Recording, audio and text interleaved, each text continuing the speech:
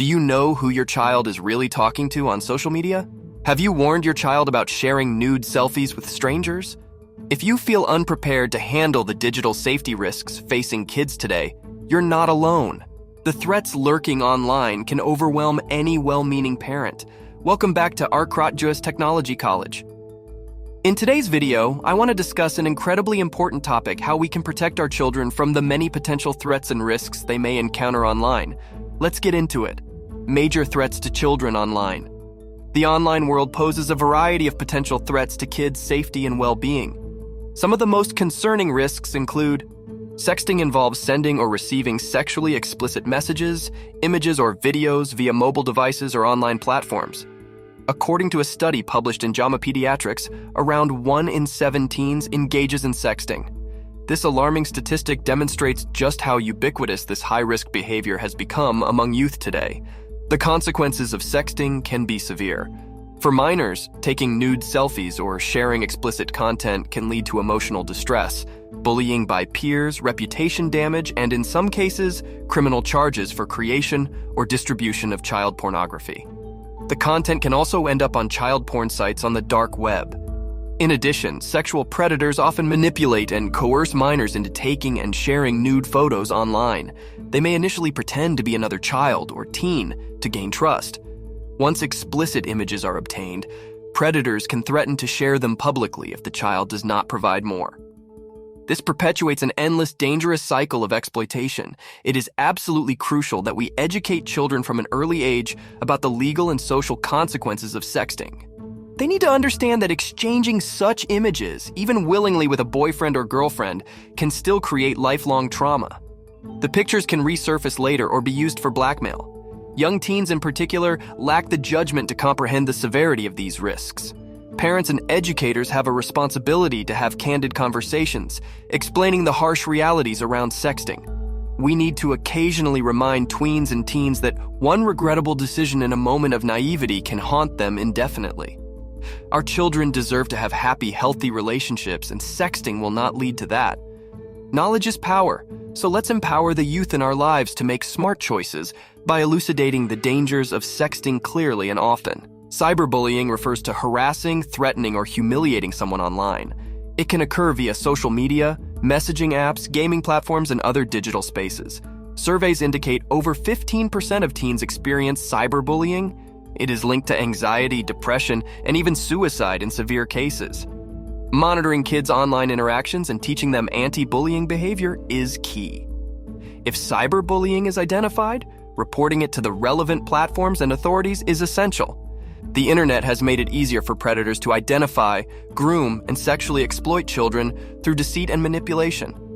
Tactics include catfishing, using fake profiles to build online relationships with kids. Predators may use messaging apps to gradually gain trust before asking for explicit content. Kids with mental health issues or unstable homes may be particularly vulnerable. We must teach children to recognize warning signs like older online friends asking to keep the friendship secret. Children today have easy access to all kinds of inappropriate content online, from pornography to violent, gory imagery to racist or dangerous misinformation. Even harmless search terms can yield disturbing results. Pornography especially can negatively impact kids' psychosocial development. Monitoring what kids view online and using parental controls is advised. Having open conversations about evaluating content quality and examining motivations of content creators is also beneficial. The internet has also created new avenues for human traffickers to recruit and control victims. Traffickers groom minors online by building trusting relationships, sometimes posing as romantic interests. They eventually use threats, force, or emotional manipulation to exploit victims for labor or sex. Traffickers may catfish minors on social media before forcing them into trafficking. We must teach kids warning signs of predatory relationships and emphasize coming forward if they ever feel unsafe. Parents, educators, and authority figures have a shared responsibility in safeguarding children online. Some key roles we can play. It is important to monitor younger kids' online activities, use parental controls on devices, ensure appropriate privacy settings on social media accounts, and set time limits on usage. Having devices in high-traffic rooms versus bedrooms promotes both supervision and accountability. As kids mature, you can move towards more open conversations around evaluating content quality and predators. Monitoring should be reasonable. Blanket surveillance often backfires. Have regular, non-judgmental talks with kids about online safety. Discuss treating others kindly online. Talk about potential consequences of sexting, interactions with strangers, and other risky behavior. Create an environment where kids feel safe coming to you if they encounter threats without fear of losing technology access as punishment. These conversations should adapt to children's ages and maturity levels. Teach kids to think critically about online information and relationships. Let them know not everyone is who they claim to be online. Discuss tactics predators or traffickers may use to trick victims. Teach them to double-check information sources and photos to identify fake profiles. Verify claims of influencers trying to sell products. Help them recognize manipulation in online friendships. Developing critical thinking skills will serve kids well online and beyond. Set clear rules and boundaries around online conduct and content consumption based on kids' ages. Some examples: no friending strangers, no sharing personal details publicly, no purchasing anything without permission, usage of devices only in high-traffic rooms. Ensure kids understand that breaking rules has consequences like loss of access. Boundaries show you take online safety seriously. Beyond our individual households, it is essential for society to prioritize developing sophisticated tools that enhance COP, especially for platforms and apps popular with kids.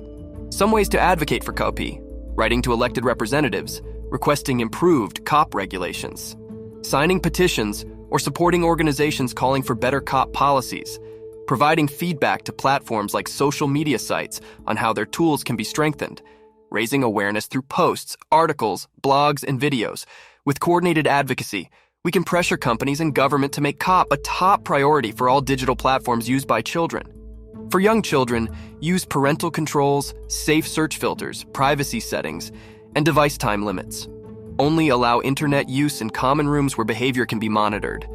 Vet any apps or games before they are downloaded.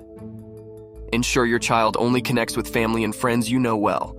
For preteens, monitor texts, posts, and online friend networks, but avoid snooping on private conversations. Discuss peer pressure related to sexting and cyberbullying before it arises. Have kids fact-check information with you before accepting it as true. Explain warning signs of predators' grooming behaviors. For teens, resist the need to pry unless you observe clear red flags. Reinforce safe social media and internet use norms frequently. Remind teens your home is judgment-free if they experience issues.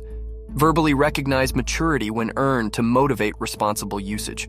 For all ages, set time constraints on device usage. Designate tech-free family times.